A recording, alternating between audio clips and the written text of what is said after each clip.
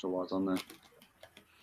Hello, and welcome back to the Cooper Villa channel. I'm Scott Cooper, and I'm here with Noah Fisher and Tommy Lazarides to discuss Ipswich Town versus Aston Villa from yesterday down in Suffolk. Yes, not the result we wanted, a couple of points dropped, but look, it's been a great start, and we've got a lot to look forward to in the week with Bayern travelling to Villa Park in the Champions League as well. So we'll be getting into all that, some League Cup action as well against Wickham, and much more coming up. After this, we'll be getting into all that. The League Cup.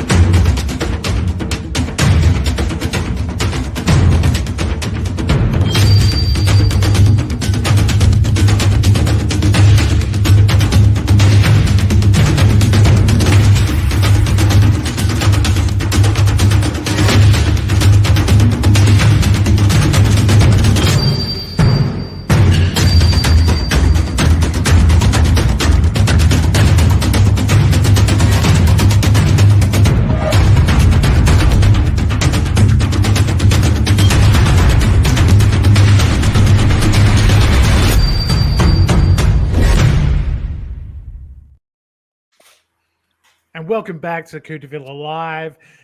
Nice to have you all on board again. And on this Monday night, Australia time, Mohammed Abden's there. We got Michael Huggins, Veronica. We got Jeff. We got Coxie. Good to see you all. And look, we are here to discuss Ipswich Town versus Aston Villa. 2-2 draw. And look, I'll go to Noah first because you were there at Portman Road in the away section. Noah, how was it first, the whole trip, the whole day? And, what did you think of the match itself? Yeah, it was a very good day. Started nice and early, 5 a.m. wake up for myself. I'm not sure if you guys have seen the Villa on Tour video. I was having a nice snooze at the back of the coach there because it was ridiculously early, 5 a.m. So I used to get myself. We saw you sleeping. I was going to hopefully use that as the thumbnail. You just like, because it was. I was absolutely dead to the world, to be honest with you. We all were. Me, Yeah. Owen, and Jamie definitely were. So it was about 3.5 hour drive. So we got to Ipswich at like 10:30. So really, really early, like ages before the game. They're going to the away pub, which wasn't great. The beer was warm, so I only had one or half a pint of San Miguel, which is normally one of my go-to beers over in England. But just meeting a lot of new people is always good, chatting away and going to another ground. I've never been to Portman Road, obviously, never had the pleasure of going there ever. And it's now my 5th away venue. Well, technically 6 if you count Wickham as well that I've been to. So, yeah. Fantastic. Well, Tommy, look, the game started pretty badly. We went 1-0 down early. After I thought we had a good sort of 5 minutes or so where we were keeping the ball. I was like quite entertained, quite impressed with some of the early play, and then just the defensive errors. And I think this will be a sort of a theme of the show. Really cost us, and I think we've really got to tighten all that up going forward because it's really costing us at the moment. Yeah, I mean, I think Concert came out in a few interviews, said obviously he prefers to play centre back and he'll play right back to take one for the team. But he's borderline on the England squad at centre back. Why are we not playing him in his natural position? I don't know if there's a vendetta or something against Nedeljkovic. The guy's played Champions League. He's a young prodigy. I think he's done well when he's come on. When he started, he's done all right.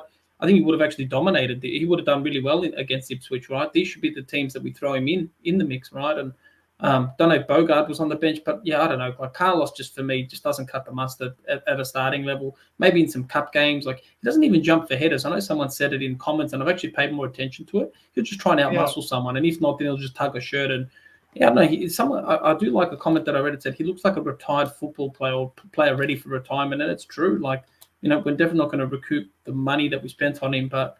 I don't know. Like I know we've done post-match predictions. I think without Martinez, we would have lost that game all day. We're really lucky to have him between the sticks, and I do feel for him and the defense. Torres, Konsa, who should be keeping clean sheets, but I do kind of blame Emery for not playing Konsa in his natural position.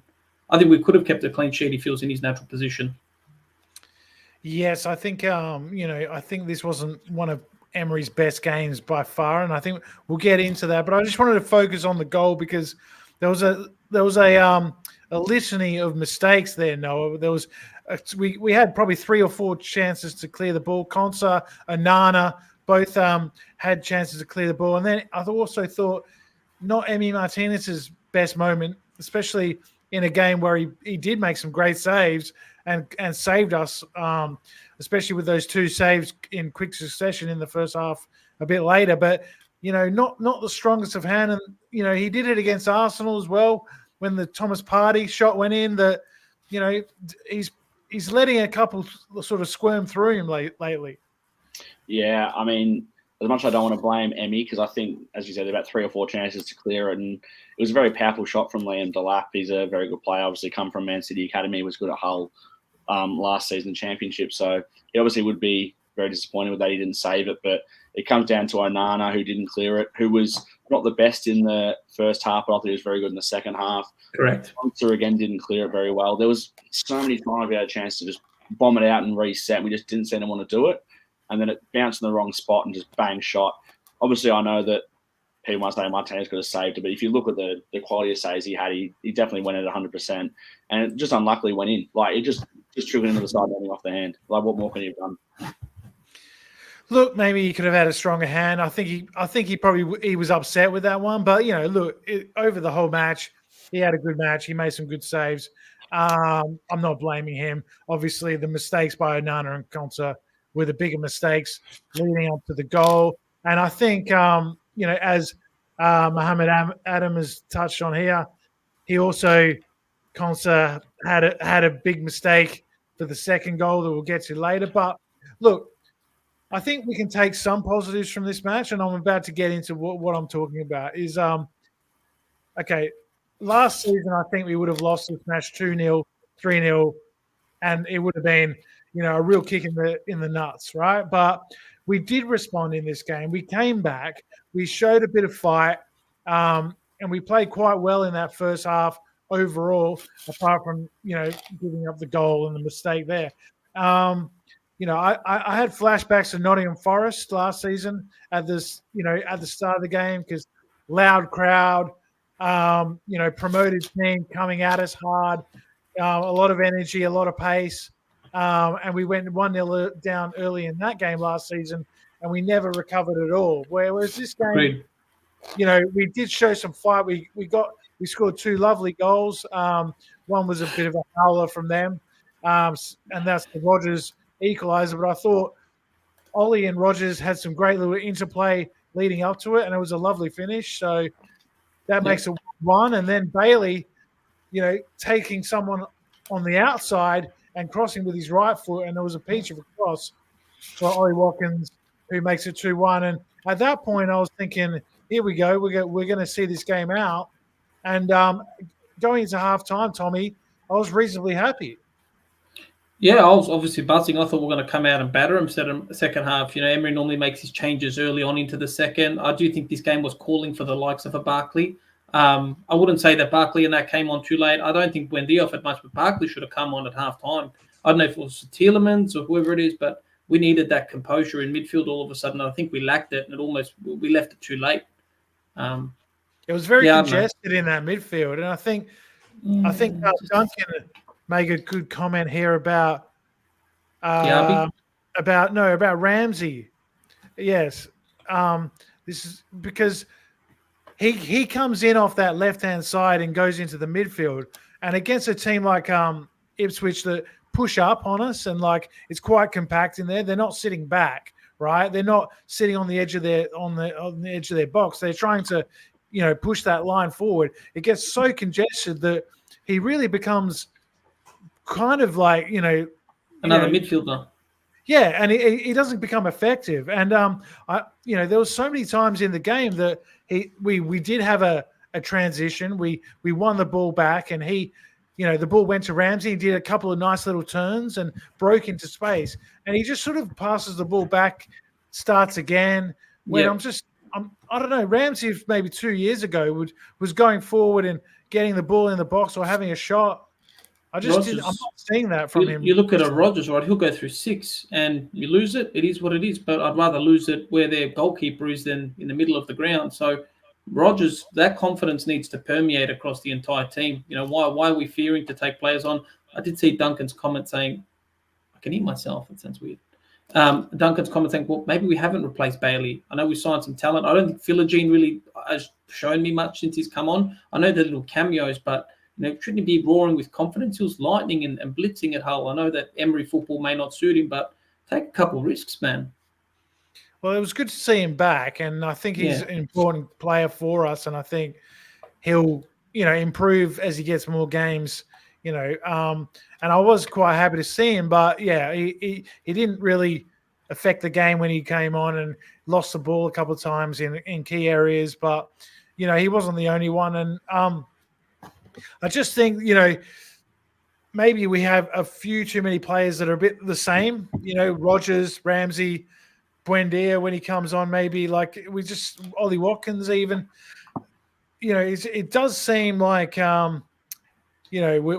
are a bit sort of one-paced in our attacks, very kind of patient, which I understand why Emery likes to do that, and it works, but I think you need to mix it up a bit more and try and go hammer and tongs at the opposition just for 5 minutes, and then, then you can go back to the sort of patient build-up, because I did see a stat, Noah, where out of all the teams in the Premier League, we're 20th out of 20 in terms of kilometres distance travelled in a match.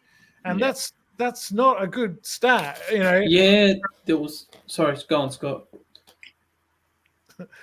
Go, Noah. Oh, me? Well, I think one big factor that people are forgetting about yesterday is obviously a newly promoted team, they're going to have a big crack.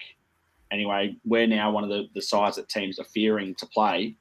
Yep. We really miss John McGinn. He's someone that can just carry the ball up the field so you can get it there. Not just leadership, Noah. Just leadership. Put in a tackle. I mean, Morsey should have been off fucking 3 tackles before the second goal, which is, shit happens. The referee lost control of the game completely, in my opinion. He was the big person that was in control, apparently, and he just absolutely lost it. The foul on Badais was really bad. Stood on his foot. I know he kind of went over the wall and stuff, but he stood on his foot. They didn't even review it, mate. Piss week. He looked guilty. It was he bottled that one. Absolutely bottled that. I will agree, because a lot of Ipswich fans would be fuming that Rogers didn't get a booking because he had about 10 fouls, and I he deserved one. He did. He definitely deserved one. A yellow versus a clear red are two very different things, Noah. No, I'm saying like a second yellow because he was already on a yellow. Yeah, Morsey deserves a second yellow. They didn't even review. And then. Sorry. He fouled Tielemans earlier. So the Badais one was the icing on the cake. I mean, if you're going to give him one chance, okay, but then the second one you have to send him off. And also, what about the penalty we were denied with Ollie in the box? See, I didn't have a good view of it, but I've seen his shirt being absolutely ripped to shreds from 100%. Penalty all day, mate. And again, I feel like we're getting calls. Look, reality is, right, we can say what we want. I know Rams look, it's a tough atmosphere to go into.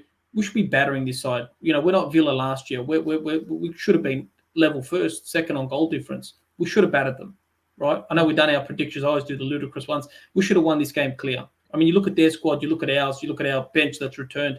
We should have battered them. Tactics, I think, were shit from the get-go. Concert at centre-back, Nedeljkovic at right-back. Don't know what the vendetta is. I don't care if Emery does play Emery football. It's a good fucking right-back, which again comes back to why didn't we sort the right-back out position pre-season, right? That's been a problem. Frimpong's value continues to go fucking up, so he's out of the equation. We missed out on Gertruida, who we could have probably even played at centre-back if we needed to.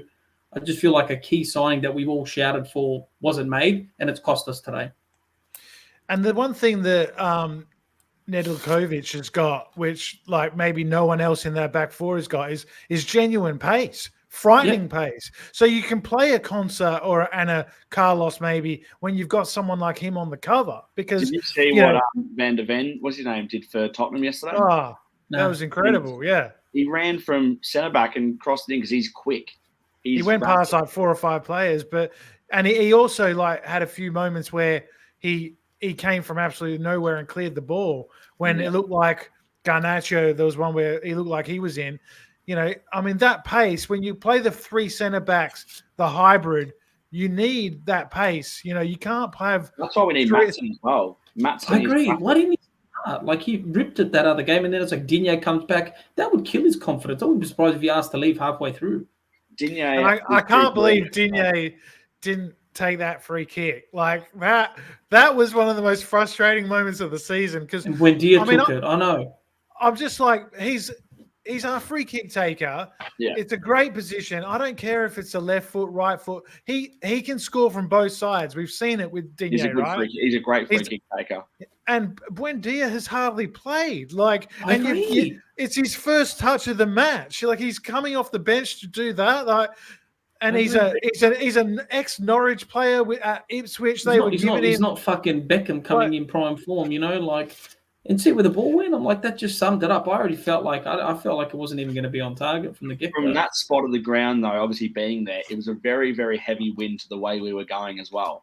So it was going to be almost impossible to get it up and over the wall and down. I would have trusted Digne's ping better than Buendia's. Digne puts balls into the box for fun. At least pass it off and let Duran just hit it. Yeah, just put someone else on the ball. You just made it so obvious keeping Buendia there.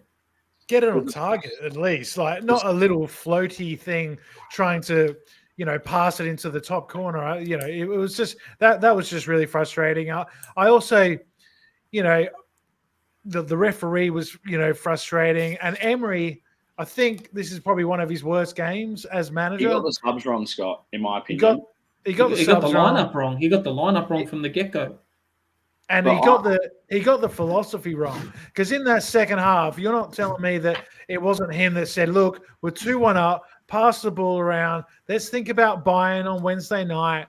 Let's take all the heat out the game instead of saying, let's go for that third goal, which he should have done, and then make the subs, right?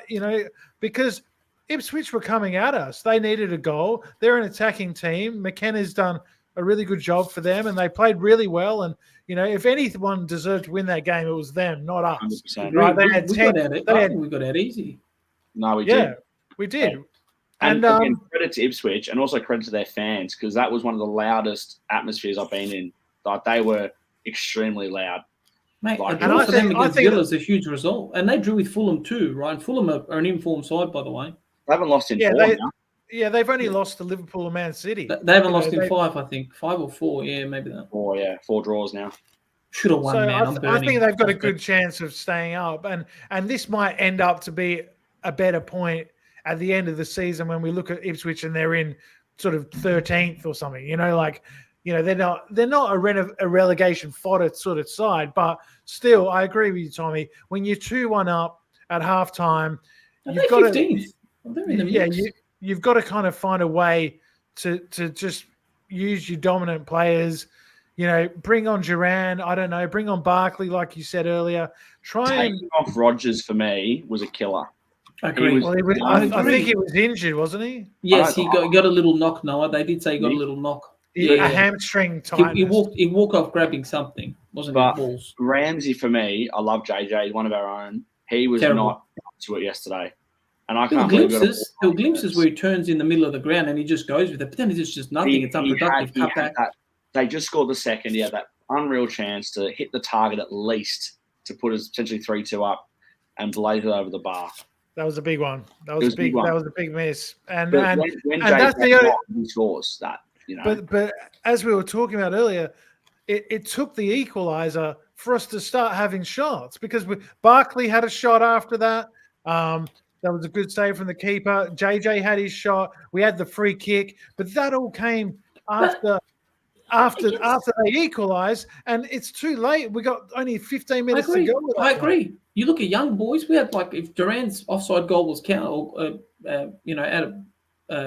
chalked off goal was counted, we had 2-3 goals from outside the box. Scott, where's that in the Prem? These teams should be pinging and test them. I don't know if their keeper's any good. Murich, he's a good keeper. And I mean, I think Diaby we are missing, by the way, and he's ripping it up in the Saudi league at the moment. No, you'd hope so. Well, look, I think anyone can rip it up over there, right? But look, I think Scotty makes a good point here. If we defend like that against Bayern on Wednesday, it could be a very long evening. Cricket score. Because they've already scored 9 against Hajduk Split, is it, or was it? Yeah. No, it was Dynamo Zagreb. They scored 9 against them, and they have been, firing them in. They got a draw on the weekend as well, but against Bayer Leverkusen. So, not a terrible draw. And look, I mean, Harry Kane. There's talk that he's out injured, which I guess will help us. But I would like to. I'd like to play their best team. I want to see the best players play. I don't want anyone to be injured. But that might help us in terms of like the lineup. But look, 5 assists. Fuck. We need to play better than that. We need to find a formula to defend better. I mean, what do you guys think is the answer? I mean, obviously, Konsa. What about our loan players? I think Barrenechea and Ealing could have actually done something in that game. Yeah, something different. As much as I don't want to say it, it's going to be the same back four that plays against. I love Emery, but he's just I think he's got this arrogant, I don't know, thing where he just sticks with the same lineup that doesn't work, and he tries to force in a game like obviously Diego Carlos has played 5 man of the match performances, 4 of them against Arsenal and Man City. So if Harry Kane plays, his role will be to man mark Harry Kane, and he'll do it very well. He'll do it extremely well. Because Kane doesn't have pace. Exactly. I'll say Noah against Arsenal, fucking Jesus and that. Don't put Kane in that category. Don't disrespect Kane. Kane will fucking eat him for breakfast. He nullified Haaland. Kept Haaland. I understand. So did Mings that time, right? I actually think we miss Mings more than Kamara. We do miss Mings a lot. I really hope he's at least close to his best because that is still better than Carlos right now.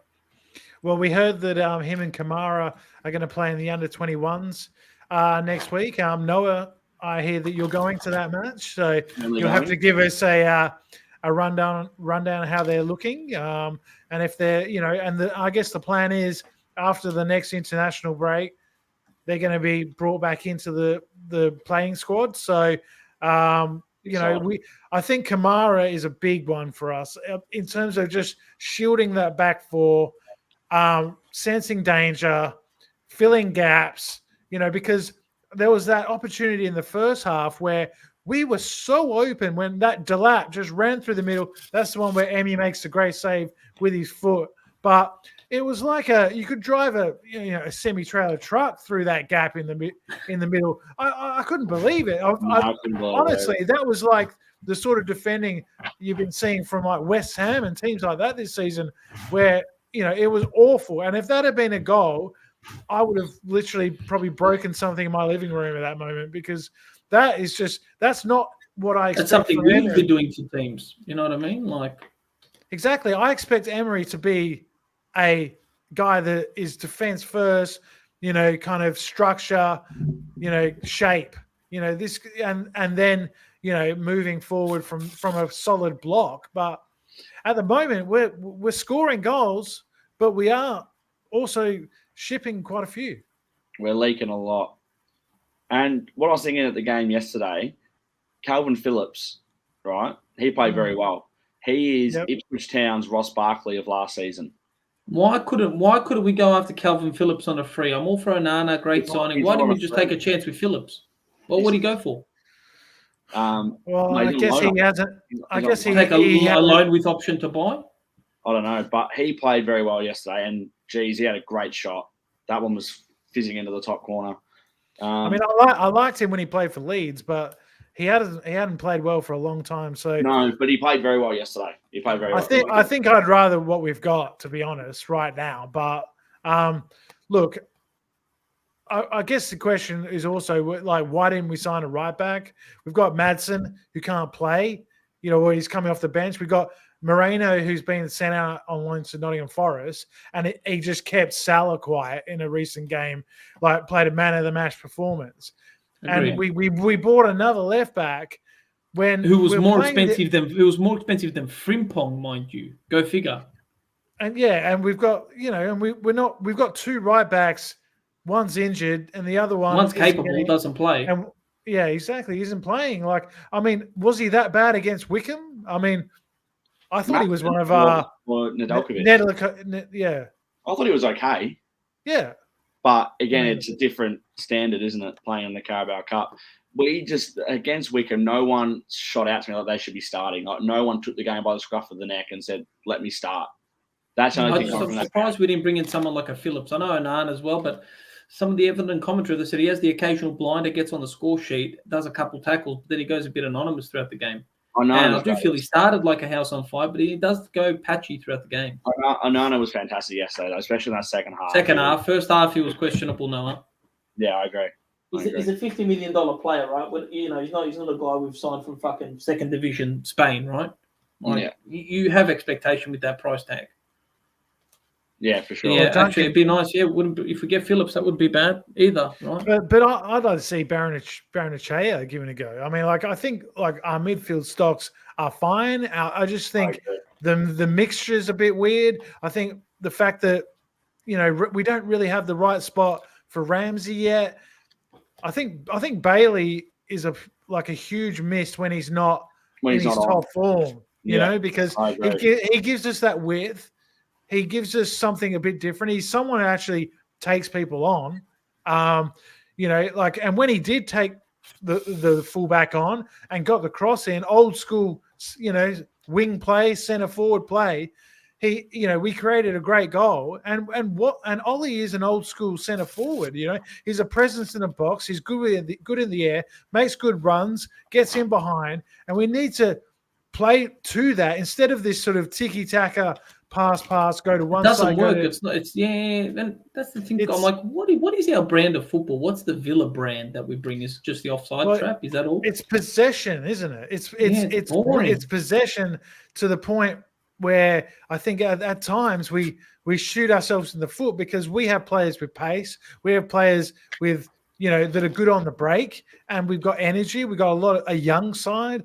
We got pace up front, and sometimes we just, instead of going for it earlier, we take our time, and it can be frustrating. This is something I was going to comment on that Richard put in. Is that's what I noticed yesterday.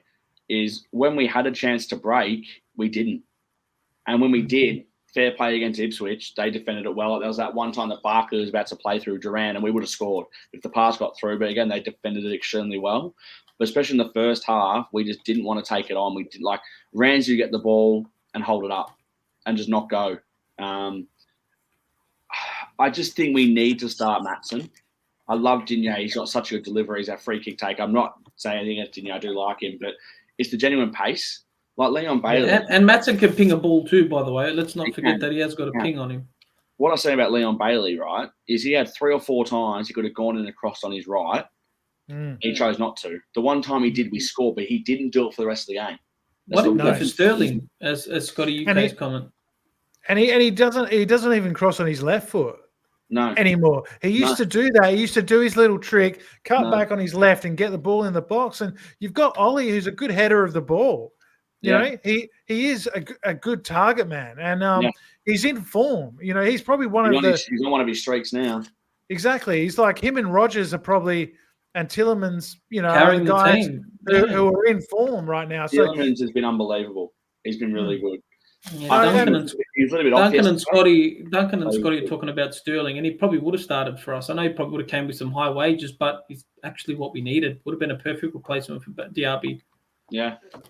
Yeah, and look, I mean, it does sound like we're sort of putting the boot in a bit, but we're just saying how we're seeing it, and obviously, I trust that Emery will figure it out, and I know we've got players coming back, and we when McGinn's when Kamara are back, when Mings is back, the team's going to look different, and I think we'll go up and up, and we've had a good start to the season, right? We've got 13 points. I think we're scraping by, Scott. We're scraping by, and we haven't really been tested, right? Arsenal was one.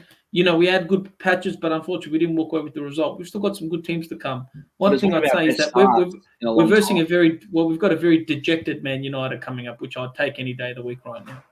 Well, this becomes a massive match against Man United because they're hurting. They're obviously, Erik ten Hag is officially a clown. We got to take him to the circus, right? We've got to. We've got to finish them off like Mortal Kombat style. Just finish him.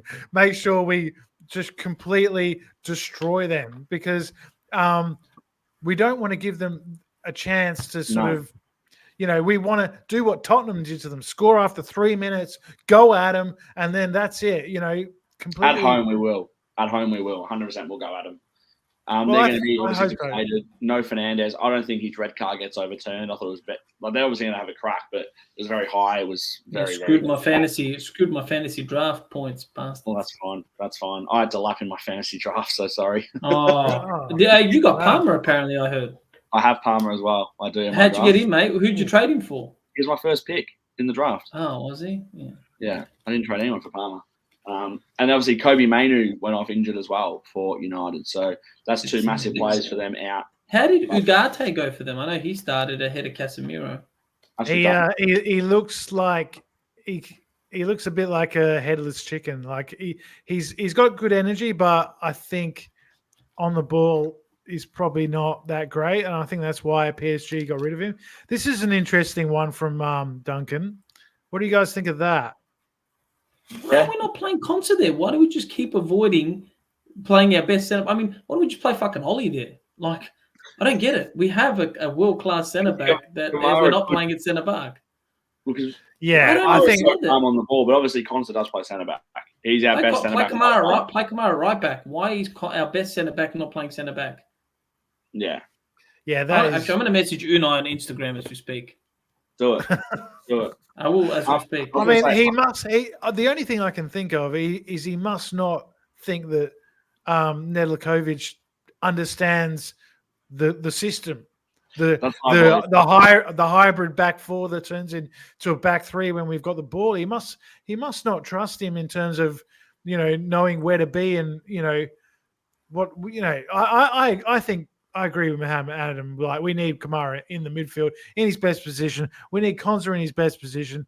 But I mean, if Mings comes back and he's not the same and he takes a while, which is a possibility because he's a 31-year-old who's been out for nearly 18 months. So he could find it tough to come back. But the one thing that I think we can all agree on is Carlos needs to sit down for a while and he needs to be taken out of the team because the defending on the second goal is absolutely terrible, and he turns his back basically on Delap. And I had a perfect view of this goal, Scott. Like, it was right in line with me, and he tried to step up to try get him offside, but I'm not sure he realised that Digne and Pau Torres were also playing him onside, so him stepping up was pointless. And when he runs, he looks like he's on a bloody treadmill. Like, looks like when I run. I'm obviously not the fittest guy, but he just couldn't get going. And then he got absolutely sent to the cleaners by one of the easiest step-overs of all time. But he didn't look interested even when he got sent. He didn't even care. Like, he just stood there and watched him shoot. And that's what upset me more. Like, it's just like... There was a few things in that goal that upset me. First of all, Konza gives the ball away, and instead of just getting back straight away, he didn't motivate. He takes 2 or 3 seconds before he realizes, oh shit, we're in trouble here. Yeah. Then you could freeze the frame when the ball is played to Delap, and there's about 4 guys in the middle. I know. And there's only one striker. I know. Like, one of you come across, at least one of you, because he was never going to pass it. Delap was never going to pass that. That's what he loves. That's what his bread and butter. He loves running at defenders. He loves getting in the box, and it was a good finish. It was a great finish by him, but we shouldn't be giving him the chance to do it. That's what hurts more. Yeah. He should have definitely been confronted before he got in the box, like on the edge of the box. Like, someone should have come and met him and put a challenge in. But look, I guess if I'm looking at it as from a positive point of view, it's an away point. It's not the end of the world. Ipswich aren't a bad team. They're going to beat some decent teams at their ground this season. I'm sure of that. And look, let's move back to the Wickham game, because we haven't talked about that yet. You were there, Noah, at what's the name of the Adams Park? Is it Adams Park? Yeah, Adams. Good morning, girls. Paul Kelly. Bjorn Engels. Hey, he was all right. He had a little purple patch, I remember once. He did. Hey, Paul, how you going? Thanks for being on there. I don't think I've seen you on the stream before, but you're not the singer of Paul Kelly, I wonder. Please make sure you've liked and subscribed, and we're so close to 800. We are so close. I think like 8 or 7 subs off. So someone needs to make. I'll make a burner account. You need to make 7 of them. That's it. If we can get to 1,000 before the end of the season, that would be wonderful for us. So please, I need to say something controversial. I need to say something controversial. I need the like. We need the popularity. Please. It's like you never do that, do you? Never do that anyway. Never at all. Not like you.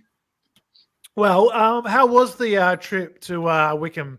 I mean, it was a bit of a, a B team. We're not taking the League Cup that serious. You can tell. Not yet. But we did get the win. Duran had a lovely dive for the penalty. And Emil Buendia got his first goal back, which was probably the highlight of the night. Yeah, it was a good trip to Adams Park. I think it's about an hour and 40 minutes on the coach from the central of Birmingham. It's in the middle of nowhere, Wickham. I've obviously never been there. It's really a lot of greenery around, and Adams Park is literally a one-road street, like one lane in, one lane out, dead end at the end where the ground is, really industrial estate sort of thing. But for the standard of football they're playing, it's quite a nice ground. The away end's quite nice. It's a big one stand, so you don't have to no security or anything you just get the stand to yourself. And I mean, you say I have a B team. I saw Gauchi ball live, so I was very happy with that. Joe Gauchi made his Aston Villa debut. Oh, he was so close to getting a clean sheet as well. He was. It wouldn't be Aston Villa without conceding a goal. So he's just keeping up with the program and conceding a very poor defensive goal. Buendia scores, surprisingly, a lot of headed goals for Aston Villa. He does. I think he scored 10 goals for Villa, and 4 of them have been headers, or 5 of them have been headers. For someone that's the smallest bloke in the squad, who's this? It's pretty good. Emil Buendia. Yeah, his header against Wickham went up. It lobbed the keeper, and then Duran's like that Messi one. It was a clever header. It was a very clever header, and it was great to see him back. And that was very good. I was so happy to see him back starting. Duran's dive was funny. Everyone around was like, "That's not a penalty." There was no way in hell that was a penalty. And again, lucky we got the second goal because, I mean, again, Wickham took the game to us. Absolutely. They played quite well, so I'm not going to disregard them at all. I hope we're not starting to lose our mojo so early into the season. Well, Bogart and Swinkles had a torrid afternoon or evening. They did. They needed an experienced head in there.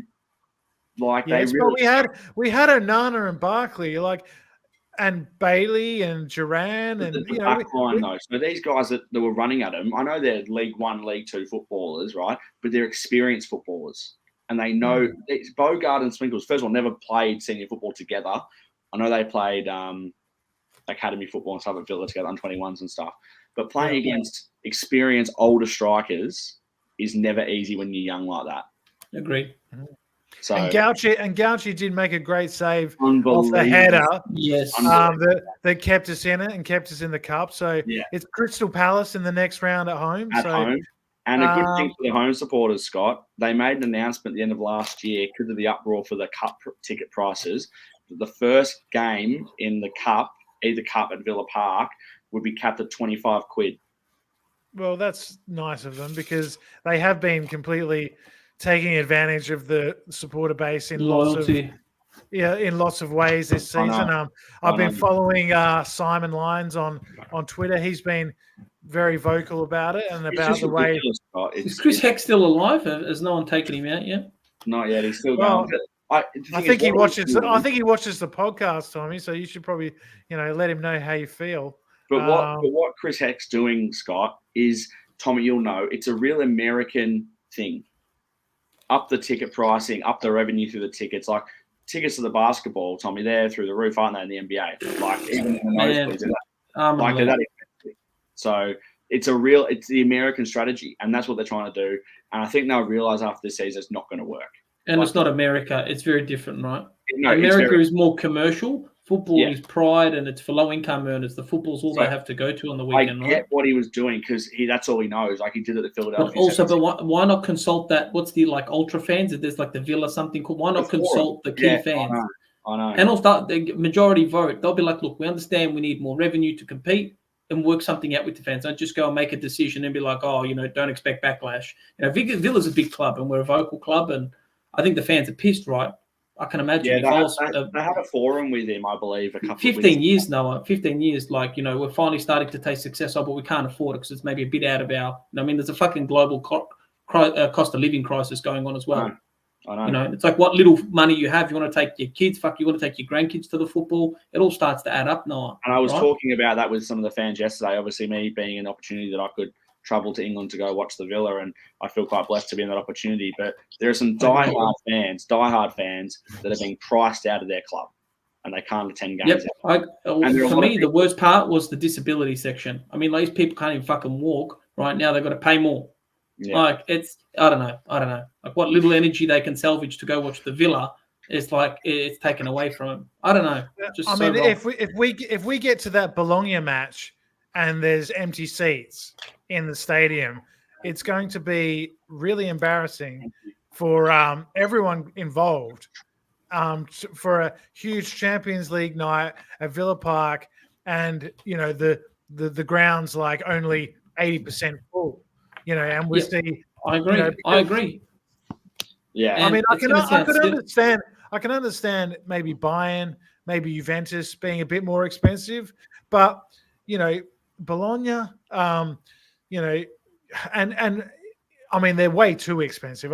84 quid, for a jump from sort of 40 quid, is a terrible sort of thing to do to the fans. And look, there's been a lot of coverage in the media about it, and we haven't come out of this looking well at all. So hopefully Chris Heck takes note, and if we do qualify for the Champions League next year, maybe I think they will. Maybe we'll just change it and give. Yeah, but if we don't, we've just pissed it away. What if we don't qualify? Touch wood, right? This might be the only chance some of us get to watch Champions League football, and you've taken that away from them, or you've priced them out of it. So the poorest fans are your most loyal. That's the funny thing. They're the wildest fans. They're the first ones rocking up. You've got a question here from Scotty UK, Noah. Unfortunately, I do not have a Bayern Munich ticket. That's all right. I'll be watching it in a pub somewhere along the lines. I'm in London at the moment, so I've gone to London for a few days, seeing some family. I've got some cousins that moved here, and I've got some other friends that are in London. So I come back to Birmingham on Thursday night. And tell us about your hoodie, because Coxie has said he loves it. Look at that. That's lovely. Got that from the Villa shop the other day. Yes. I spent my life savings and your life savings, Scott, in that Villa shop. I know. Thank you for getting me a few things there, Noah. That was I quote Scott. I'm going to get you to buy me one thing. 6 things later, I'm walking out with stuff for Scott.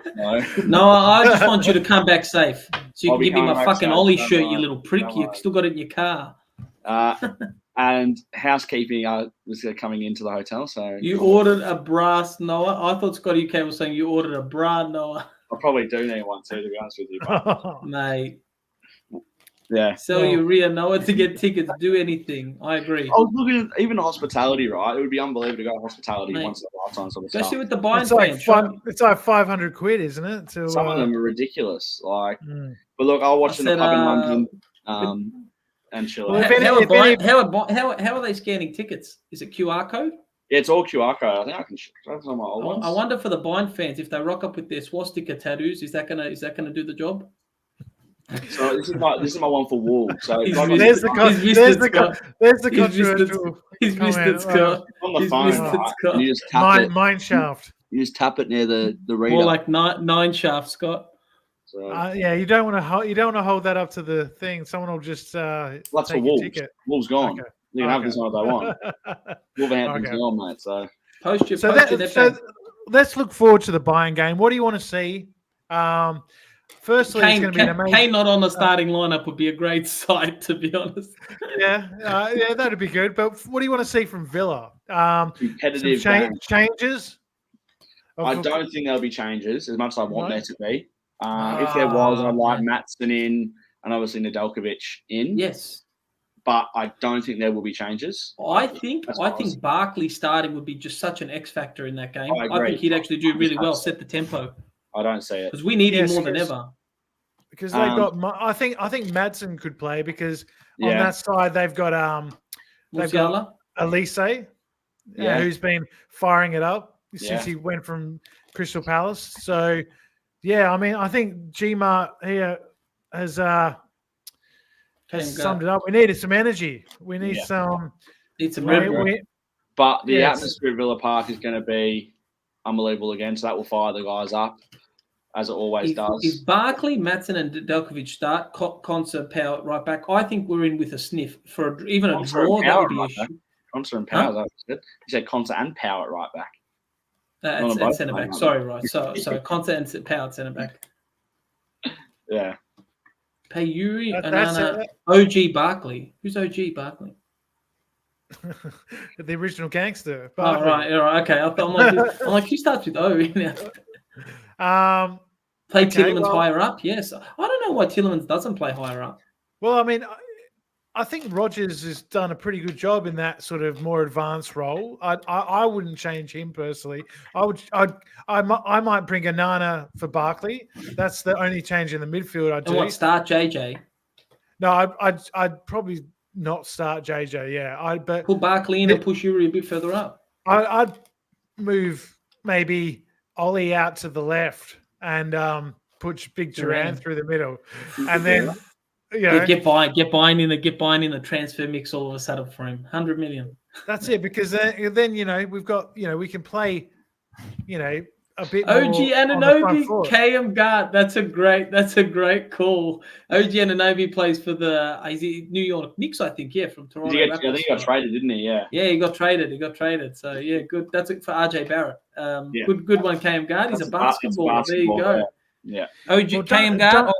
I'm a wild Atlanta Hawks fan, more than Villa. Duncan's saying here that his best role is at number 10. I'm guessing he means Tielemans. Yeah, which absolutely. I think that's strikers.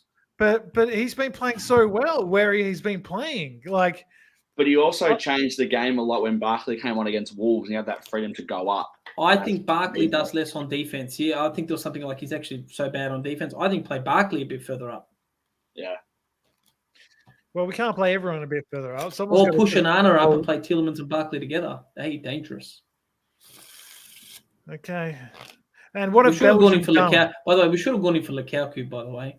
Would have been great. We should have gone in for everyone, man.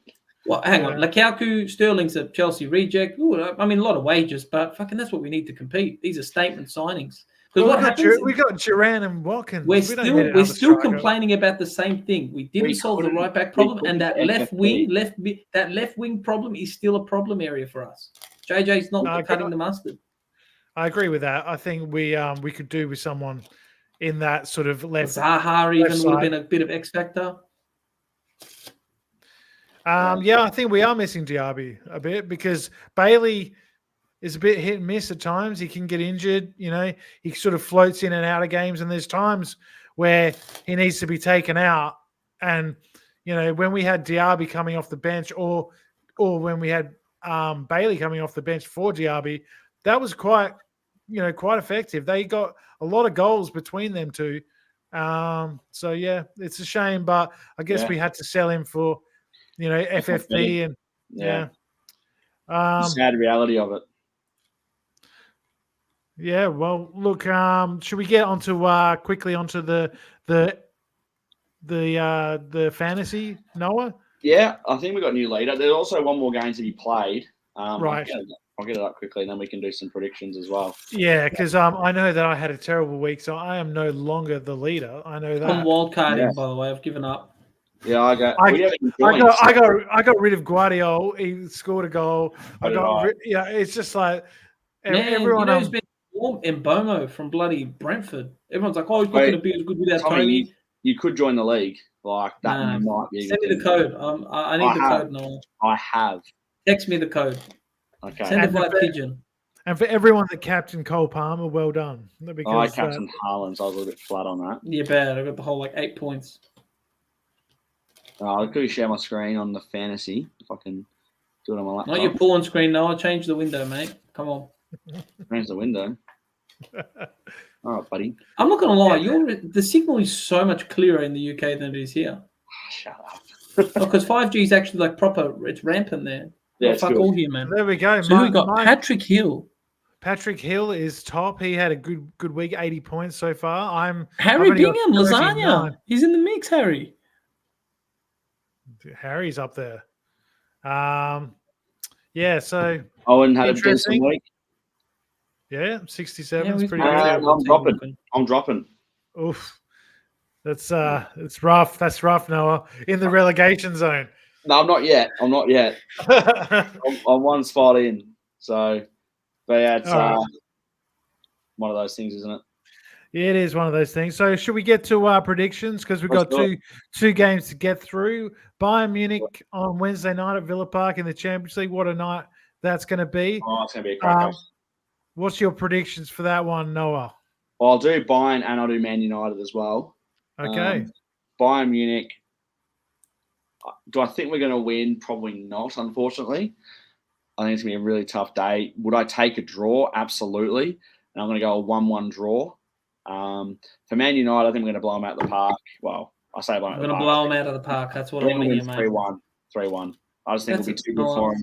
We'll be 3-0 up and they'll score because we always concede. So we should go for Mbomo. I think it'd be a great pickup. I'm going to copy Noah, actually. I think 3-1 sounds about right. We'll fucking concede always. Against United or Bayern? What about Bayern? Bayern? We'll win both 3-1. Okay. Bayern, seriously, 0-0. I'm going to go 0-0. I'm going to say Bayern 1-0 to Villa, and I'm going to say it's going to be an 85th minute Ollie Watkins off his shin onto the post. Peter Wiz Watkins onto the post, Durant to clean it up. Yeah, and we're gonna do a 1982 against Bayern Munich 1-0, Ollie Watkins, and then I'm going to say 4-1 against United. I think we absolutely batter them. I hope so. I really hope so. And we'll put the last nail in the Eric Ten Hag coffin. Wouldn't that be so lovely?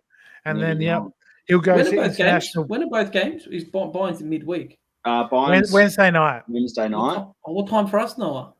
Scott, sorry, Noah. It's 8 p.m. for you. No, it'll be not 8 p.m. 5 a.m. for you. 8 p.m. for me. 5 a.m. Thursday morning for you. Got to get up for it. Fuck. It's rough. It is rough watching those European YouTube matches. Stan Sport highlights. Problem is with Stan Sport highlights, I always put the fucking winner in the thumbnail. I was like, you guys stop doing this shit. Yeah, it's awful how they do that. But if I see Ollie on the thumbnail, I'm buzzing.